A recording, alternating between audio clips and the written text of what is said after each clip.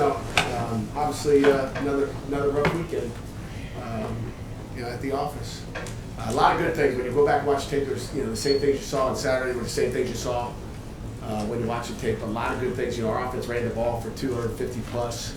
Defensively, we stopped the run. For the most part, kept them in check all the way until the last drive when we need to stop the run and get the ball back to our offense, which I felt like it was a smart move. If it was 4th and 10, we probably would have went for it. But at 4th and 19, probably you just had to put the weight on the. You're kind of torn which way to go there. But at 4th and 19, there was no doubt we had to get it. Get the ball back with our defense, and we didn't do so. But a lot of good things. Defensively gave up 4 explosives. Obviously one was fatal, but we win as a team and we lose as a team, and everybody in this room had responsibility for it, starting with me, and getting it done, and we let it slip away. There's those 3 major plays that you point out, and as I told the guys last night, it's offense, defense, special team. It's all of us. It's coaches. But the kickoff return, it started right there. We got 2 guys ready to make a tackle. It's not like they're not in position to make that play, and a couple young guys, and just got to finish it. Nice run, give them credit. Obviously, putting the ball on the ground on the fumble is obviously a critical play. And then, kind of a reverse pass where we got a guy standing right on top of the guy, and we just let him go. So those are 3 critical ones. But there's a ton of other plays I can show you that we could be a lot better, and that's what irks you. There's 3 that stand out, and Billy, you're late. You're late. But 3 that really stand out, and and then a bunch of other little ones that it's fundamentals and details, and we got to do a better job as coaches and as players. So, questions? Defensively in the fourth quarter, you said Thursday night you have to look at the tape, see why it kind of struggled, and you sort of figure out what happened there when they were attacking the middle of the field and beating you guys there? In the coverage part of it, you're talking? Or even against the run? Yeah, we didn't. Our safeties weren't tight enough in coverage on number 2. They were running what we call a ding route and just kind of banging us right inside, I think is what you're talking about, until the last series. But, we weren't getting work out of really both of our safeties the way we wanted it to be, and comes down to that. We weren't tight enough on number 2, whether we were man free or quarters coverage. We just didn't get on the guy quick enough for whatever reason. Not having DeMar, I guess. DeMar wasn't as good as he was the same thing. Obviously it doesn't help when your starter's not out there, but there was a couple factors out there. What have you seen from James Folston since he's been given a little bit more of an opportunity this last couple I don't think he was good. I don't think as a whole we were as good. When you look at James Folston was really good a week ago, and he didn't stand out, but he didn't look like he didn't belong out there. Maybe based on some of the things we did, some of the things they did, he just wasn't able to give us what we want. But James did some good stuff, and he's really come a long way. He's playing faster. We got to get him to play even faster. And we got to get him getting better every week, not just, hey, one week we're here, next week we're, below where we want to be. I understand there's competition every week, but you might take a long look at that Kenny Pickett this week, maybe give us some playing time. Are you asking or are you telling me? Well, I'd never tell you. Sound like you're like, you guys are, like you were back in high school with your girlfriends. She ain't good enough, so I'm going to move on to the next one. Just fire her and go get another girlfriend. But that's not how we got to have patience with who our guys are. You guys were fast to pull the trigger and you get Max out of there, put Ben in there, and now you're fast to put the next guy in. And if you treated them like that, we'd be in trouble. But But you talked about not wanting, when you decided to give Kenny playing time, it wasn't just an impetuous decision. We want to give him one snap. You gave him a little bit the next couple. Right. So at this point, you're margin for error for extending your season past the day of Thanksgiving is pretty small. So how do you weigh that, the opportunity to give him time now or wait until the spring? we'll look at it again. It all depends on how you practice. That's the first thing, and it depends on how you practice and how well you pick up the game plan, how well you understand, what they're doing offensively, or what we're doing offensively, but also probably more important is what they're doing defensively, I think. But our run game has been so good, that you hate. We can switch it up and then all of a sudden blow something else up that's pretty good, and then you guys will be you'll be talking the other way. So. The important thing is we're able to run the ball, and we're not going to just replace Nathan Peterman, who, watching tape of last year, the guy was on fire and making good decisions and hanging in the pocket, but you don't replace him like that. So it's either have patience or not. He's had Kenny practicing with that first group for it's about a month now. Has it been a case of progression, or has it been maybe the more eyeballs you get, the more things you notice that you didn't see before? No, Kenny's done a great job. I've still got a lot of faith in him. It's more of things weren't going bad. I mean, you got two wins. You got 2 wins and things are going good, and all of a sudden you should have a third win. You're running the ball pretty good. You're stopping it, and all of a sudden now everybody wants to jump ship. On the guy. I mean, if we make a change, you're going to be. I think even when we made the change before, you guys were like, "What are you making a change for?" Things were going good, and then you change it. It's like. You're doomed if you do, doomed if you don't. It's a feel thing by Coach Watson, the offense staff, myself, and we'll play it by ear. That said, I know you guys thought that did take steps forward and progressed in that 2-game. It did a great job scrambling and gaining some yards too. We should get vertical a little bit more instead of running sideways. Do you think he continued to progress in that game, or was it a step back for a younger guy still early in his? You'd say in that game, I think he progressed, in some things. And then there's some things you'd say, but again, every front's different. Every play's a little bit different. You might throw this route concept pretty good on one play, and all of a sudden next time 3 technique comes through and gets in your way, and it's like, did he progress or was the protection not as good?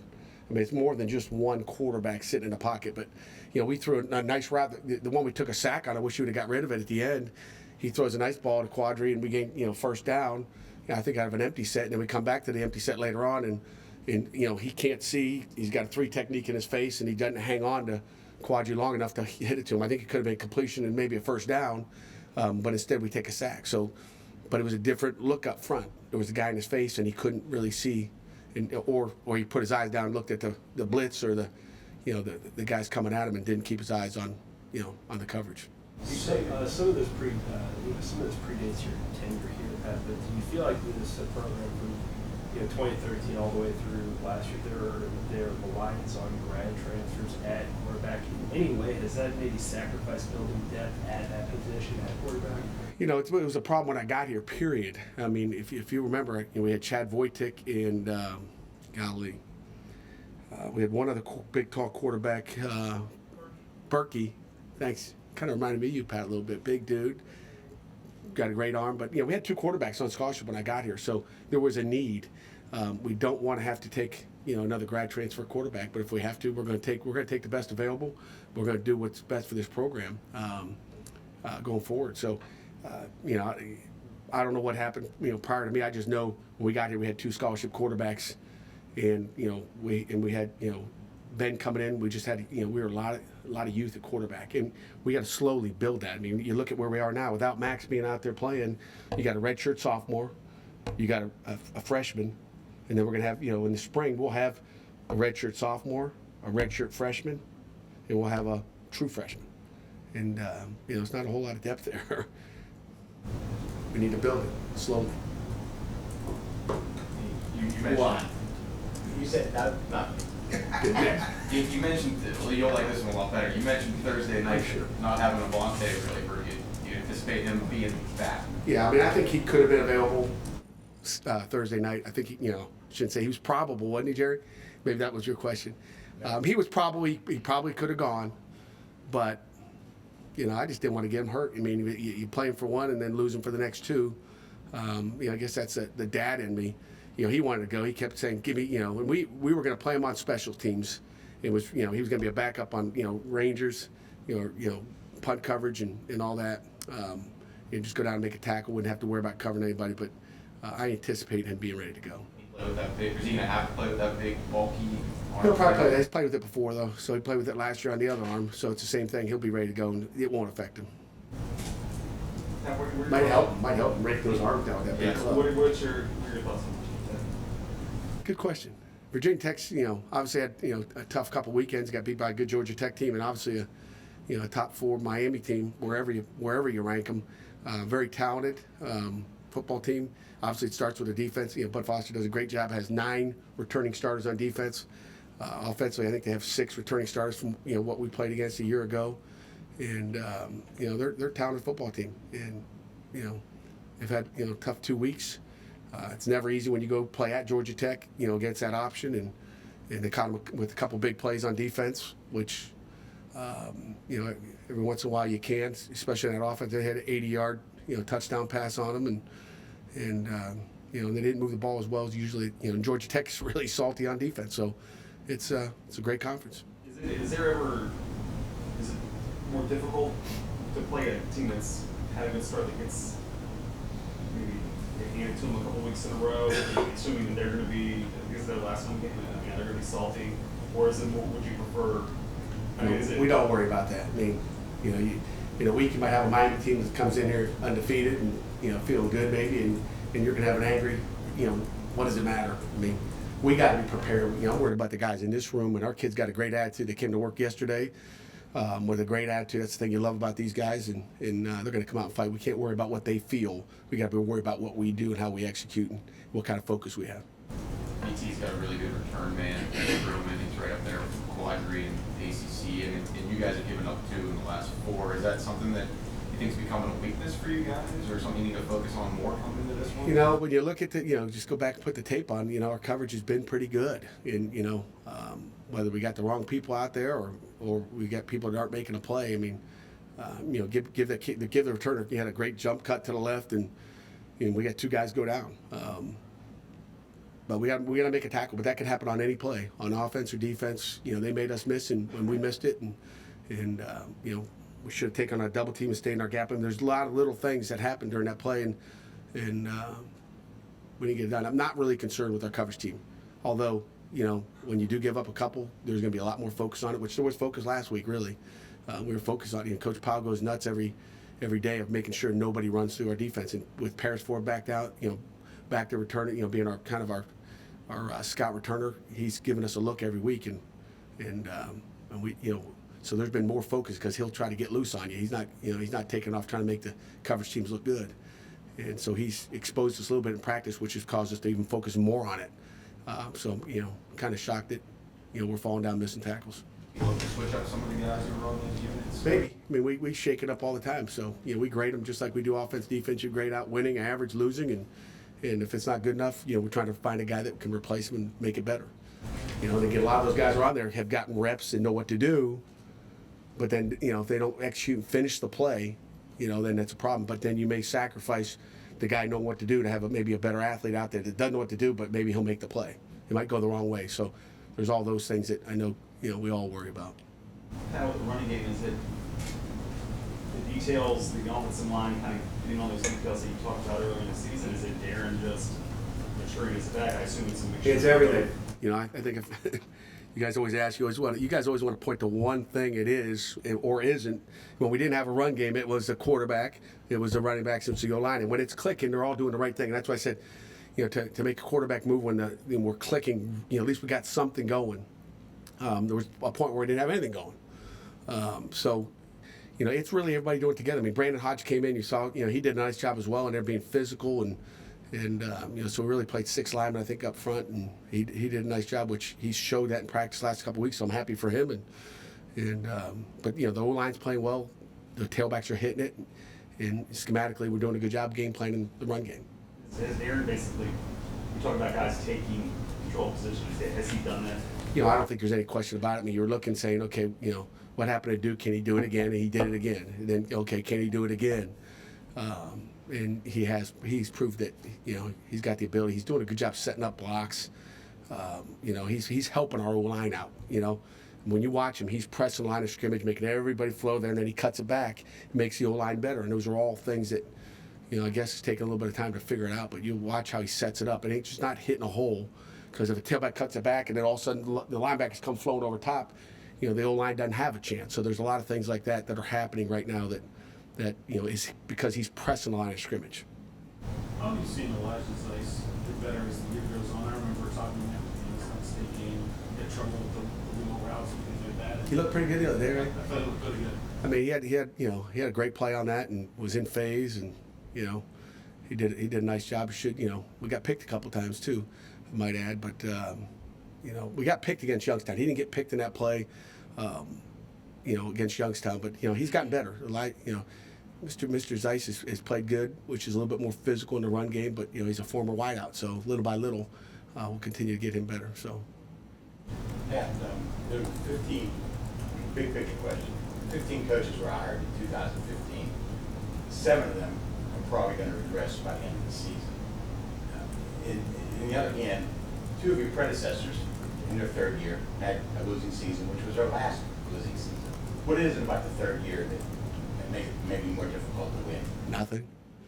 It's not that. It doesn't have to do with the number of years. I think Craig, you asked this question a week ago. You don't remember. You weren't even paying attention.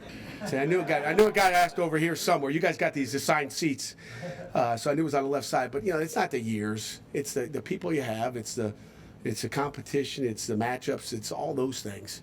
If Nathan Peterman was back here in the 3rd year, we'd probably be pretty happy, right? Would you be happy? I think we'd be a little bit different football program right now, and then you wouldn't be talking about the 3rd year. So it all depends on how many guys graduated, how many didn't. Are you an older team? And every coach that gets a job back in 2015 or whatever it was, it's not. Everybody's got a different situation. So I think you can look at those stats and the number of coaches hired and this and that, and in the 3rd year. And you're in the recruiting class, though. You're the first couple with some young guys. They haven't developed fully yet in the 3rd year. Right.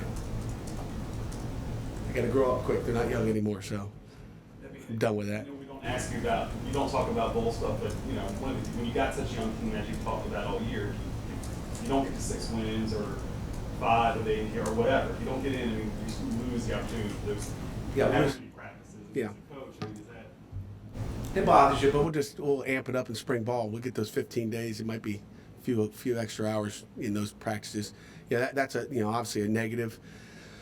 For everybody, and then it can be a positive too, as far as just a lot of times you're trying to develop the young guys in bowl, but you're so worried about winning the bowl game that you don't develop them as much as you want. All you're doing is continue to beat up the guys that have gotten beat up all year, and you end up having a tired, beat up football team when it comes to spring ball. So, I know there's coming to spring ball when you think about that.